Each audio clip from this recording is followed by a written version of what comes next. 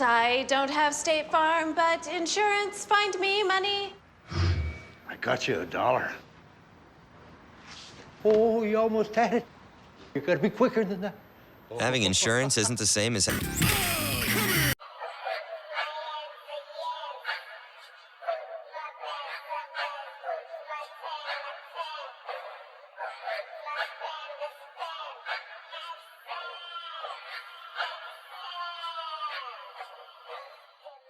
W for Morbius. It's official. Zach Levi's Shazam 2 Fury of the Gods couldn't even beat Morbius at the box office. This article came out from Fandom Wire. You saw in the opening, it's bad when you get beaten by a movie that was pretty much made a laughing stock last year in Morbius, which I actually didn't hate Morbius. It was more enjoyable than any of the Marvel stuff I saw. I know it's Marvel, but it's Sony Marvel. It's on that side of things, the Venomverse as it were. It was much more enjoyable than what I did see. Like Wakanda Forever, okay? That movie was shit. It was boring. There was little to no actual action in it that was enjoyable to watch or visually captive. If you compare Wakanda Forever, Doctor Strange 2, Thor 4 to Morbius, I mean, even Black Adam, that movie was much more enjoyable than any of the Marvel stuff.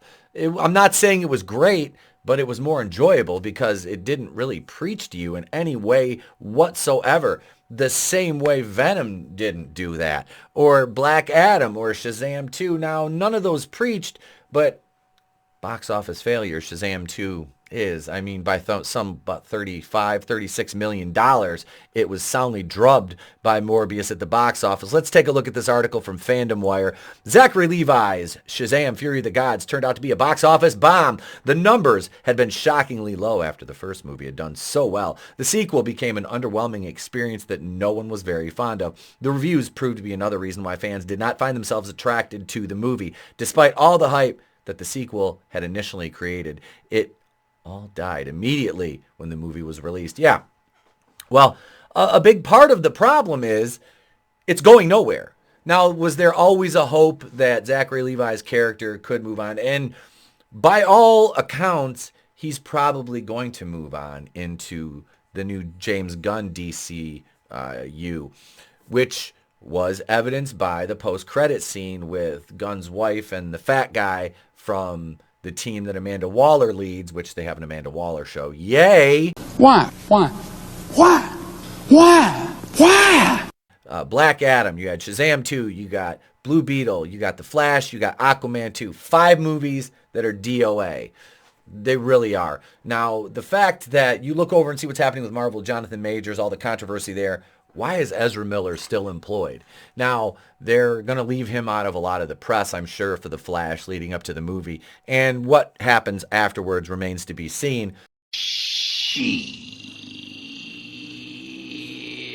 Jonathan Majors being accused of a crime. Ezra Miller, there being proof of a crime. And Ezra Miller still has his job. Jonathan Majors doesn't. You guys know what that's going to do. You guys know the divisiveness that that'll cause. That's why Ezra Miller should have been fired a long time ago. The expectations that the movie had set were all shattered and the characters' futures became blurry within the DC universe. However, a piece of even more upsetting news surfaced that Shazam Fury of the Gods could not surpass Morbius, and they're speaking of financially. As we talked about and you saw in the opening, around a $30+ million defeat by Morbius, was handed to Shazam, so they had to firmly grasp that L. Zachary Levi's Shazam Fury of the Gods disappointed DC fans heavily. And I can speak to that a little bit. I'm not the biggest DC fan. I would say, honestly, it's a 50-50 split as far as how much I actually like some of the characters between DC and Marvel. How they're portrayed is a different story altogether. But I think fans, and a lot of the complaints that we had towards the film were how Zachary Levi played the character. Billy Batson is supposed to be a couple of years older here at this point, yet he plays Shazam as though he's younger than he was in the first movie, which really makes no sense, and it just looks stupid. It wasn't a good look for the character at all, and it begs the question, how are you supposed to take him seriously in a world of gods, Superman, Wonder Woman, etc., when he is a complete joke and a laughingstock. That doesn't help your character develop his arc and endear him to people. Shazam! Fury of the Gods had a decent reputation to live up to after the first movie became liked a lot amongst DC fans. Fans of Zachary Levi and the hero were all mesmerized by how well the first movie turned out to be. Earning far more than what its budget and predicted earnings had been, the sequel was far from what fans had expected. The box office earnings were much lower than what the budget was and what the predictions were. It was heavily disliked, with fans claiming that the entire movie was revealed in the trailer itself. This also included Gal Gadot's cameo as Wonder Woman. That hype was initially there. It was all gone by the time the movie came out because the story was already out there for the world to see. Surprisingly enough, the competition for the movie happened to be none other than Morbius. It's Morbin time. The comparison may have come out of nowhere, but Jared Leto's movie is highly looked down upon, with it being an epic flop. Fans congratulate Morbius after Shazam! Fury of the Gods could not surpass it. Morbius was one movie that was a widely known disappointment amongst fans of Spider-Man and his villains.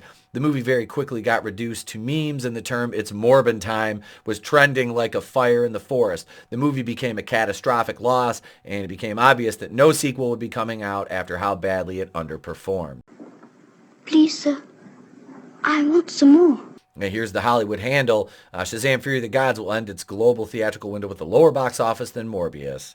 Of course, nothing can reach Morbius' level of reach of several more billion dollars. Imagine flopping so hard even Morbius does better than you. Oof. Morbius got the last laugh. Ouch. That's painful. Oh, I love the critics. 112 audience, 209%. That's awesome. Is that like a personal attack or something? Or... I'm afraid it's Morbin time. That's a great Photoshop. W for Morbius. Seeing how Shazam! Fury of the Gods could not even break Leto's movie's earnings may have been a shocker at first. However, the response initially and now proves that Zachary Levi's future in the DCU is looking very slim. Fans are somehow celebrating this soft and rare win for Morbius while acknowledging how risky of a gamble it was to even release this movie when the franchise itself was going through several changes. If you look at this movie on a pure quality level, I mean, the bar is obviously set very low in both instances, but honestly, reaching into a bag blind and picking the lesser of two evils, basically, with these movies. As far as which one I enjoyed more, I don't know. It's a 50-50 split, honestly. Morbius, while it was a horrible movie, you can enjoy it as schlock. Shazam 2, you kind of look at it at times, and while it is enjoyable, I had fun watching it. I'm not going to totally poo-poo the fact that we gave it a good review, but it's going nowhere. And like they said, the character, even though Zachary Levi has a personal friendship with Peter Safran from DC, who's James Gunn's co-lead of the studio, who knows with the performance of this movie if they're going to do anything moving forward. They can always retcon that post-credit scene, out of existence, which Marvel and DC, it's their prerogative to do that to the older stuff or stuff that flops, and moving forward, they're not going to use it anymore. Let's take this thing home. So while Morbius did rack up a W at the box office against Shazam 2 Fury of the Gods, both movies have hit the wall. They're dead ends. Shazam at least got 2 movies. Morbius flopped after 1. One of the most redeeming things in Morbius was how great Matt Smith's performance was in a schlock way. And Jared Leto wasn't terrible either. Again, in a Tommy Wiseau, The Room-esque kind of way, but a little less self-aware. What a story, Mark. Shazam 2, while it was enjoyable and fun, we know the issues going on over at DC with the change in leadership with Gunn and Safran taking over. So that's it, folks. We've got Marvel, we've got Sony, Marvel, and DC, and the whole thing is just a mess. The comic book movie genre, the superhero genre, as it were, is reaching that point where I believe they've crossed the Rubicon into the territory of apathy. And yes, while some are still drawing at the box office with the release of Mario Brothers and that getting closer and closer to hitting that $1 billion mark, we might be seeing the rise of the video game movie age finally. And who is going to be the saviors of the movie in the theaters, basically? Sega and Nintendo, with Sonic 3 coming out next year and with their Nintendo universe, burgeoning Nintendo universe. The potential's there for a new king on the throne at the box office. So there we have it, folks. Morbius gets the W. Shazam holds that L. I think we all won in this because it's been fun to see this unfold. I hope you enjoyed the video. Thank you, everybody, for subscribing. Thank you to my channel members, supporters of the channel, my editor, Goodstuff, the Horsemen. There's like 19 of us now. We're basically the NWO. And everybody else here. Remember, if you want a shirt, folks, if you want the new Wakuian Order merch, we got it. You can get it from me. $15 plus shipping. We got large, 2X. Extra large. I don't know why I went out of order on that. That's it. I'm done. You know where to find me. All the info's in the closing. I'm Etep from the Place to Be Reviews. I've been here with all these. If I don't see you, have a great day, a pleasant tomorrow, and I'll catch you on the next one.